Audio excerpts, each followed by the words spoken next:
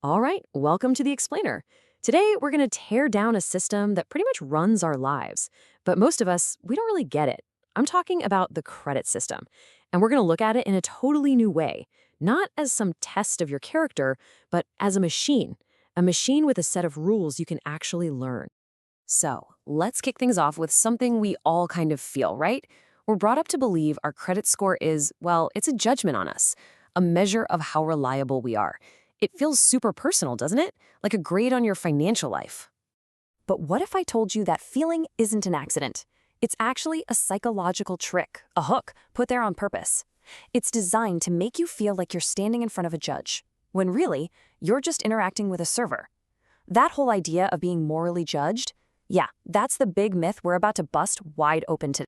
Okay, so let's get into it. This is all about shifting your perspective from character to code. To really play the game, you've got to completely reframe how you think about it. Look, this has nothing to do with changing yourself. It's all about changing how you see the machine you're dealing with. And man, the difference is night and day. On one hand, you've got all this emotional weight we attach to it, the myth. On the other hand, you've got the reality. And the reality is, it's not a moral judgment. It's just a data string. It's not a test of your character. It's a clunky old legacy algorithm. Seriously, it's just predictable, slow code.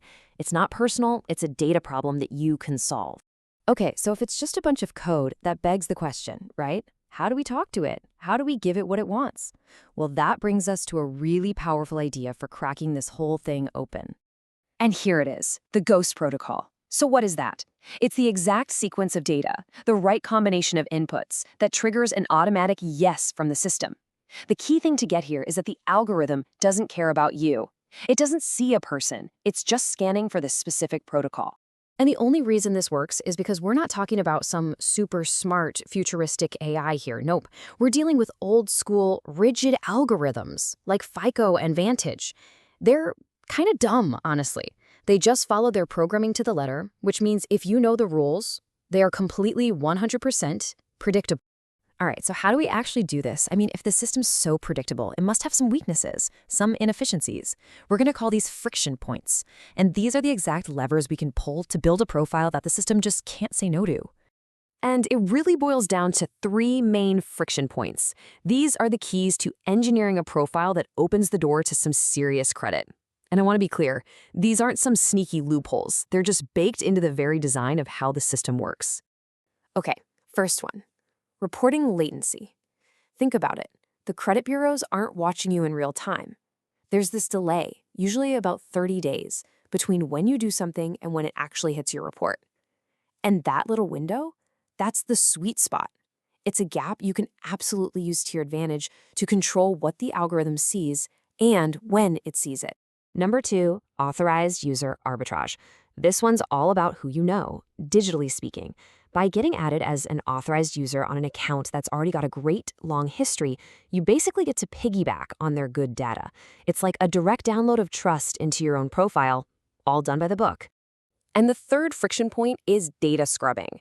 Now, this is where you use the system's own rulebook against it. There's this law, the Fair Credit Reporting Act, and it has super strict rules about how info has to be verified. If you know those rules, you can challenge negative stuff on your report, and if they can't prove it perfectly, poof, it has to go.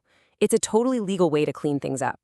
Okay, so you might be thinking, why do all this? Is this just to go on a massive shopping spree? And the answer is a hard no. The goal here is way, way bigger and much more strategic than that. The whole point is to flip the entire concept of credit on its head, to take it from being this consumer trap that's designed to suck money out of you and turn it into, well, a weaponized capital tool. That's a powerful phrase. It means you're no longer the victim of the system. You're using the system to get access to capital for your own goals. So what does that actually look like? We're talking about unlocking huge amounts of money, liquidity, at dirt cheap interest rates, like 3% or even lower. Again, this isn't about buying stuff. It's about having the capital ready to jump on real opportunities, whether that's an investment, a business, you name it. All right, let's wrap this up and bring it all home. The single most important thing to take away from this whole explainer, it all boils down to one final crucial shift in how you think about this entire system. So, at the end of the day, you have a choice. You can keep seeing the system as this scary judge that you have to beg for approvals, slowly building up your character over years and years.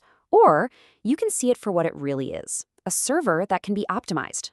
You stop asking for permission and you start analyzing the algorithm. You stop waiting and you start engineering a specific outcome.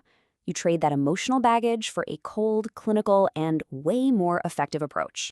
And thinking this way about credit, it kind of makes you wonder, doesn't it? Once you pull back the curtain and see one of these big, intimidating systems as just a set of rules, you can't help but see them everywhere. Which leaves us with a final question for you to think about. What other systems are you a part of every single day that are just running on a protocol you haven't taken the time to learn yet?